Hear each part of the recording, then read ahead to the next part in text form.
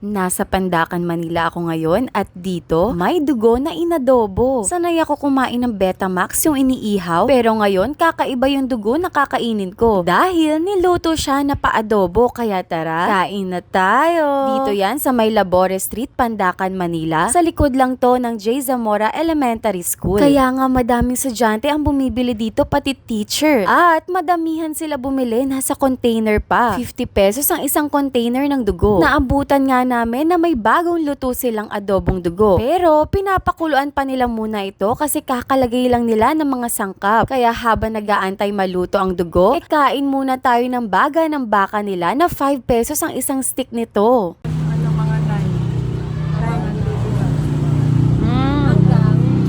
Lambot.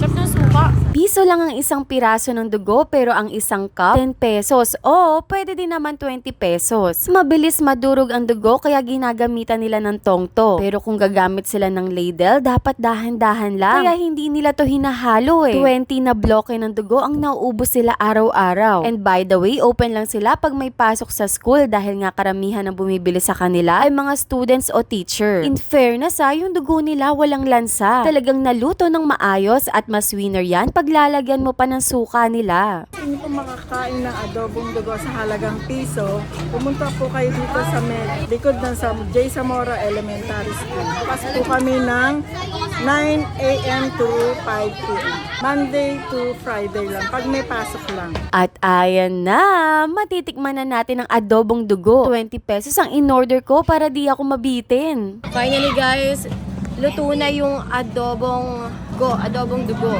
Ako nag-crave na talaga ako ng Betamax yung grilled na Betamax. Tapos ngayon nga ito, adobong dugo naman.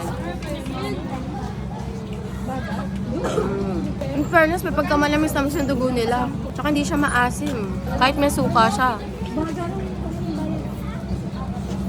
Try natin lagyan ng suka. Lagyan natin ng suka.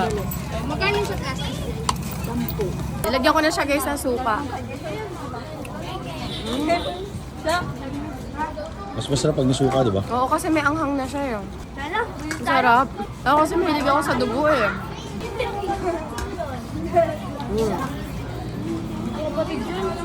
Yep.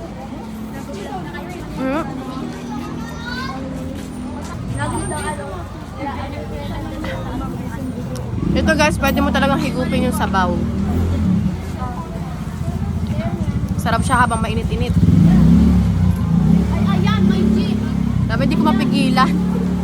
Kasi talaga pag may suka, kaya kapag kakain kayo dito ng adobong dugo, lagyan nyo pa ng suka para mas masarap pa.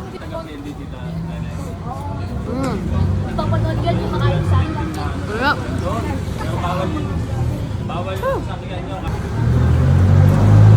Magkano to? 5 pesos. 5 pesos. Diba? So, 10 pesos. Nasa carnival. Wala lang siyang gulaman. Ano lang siya? Liquid.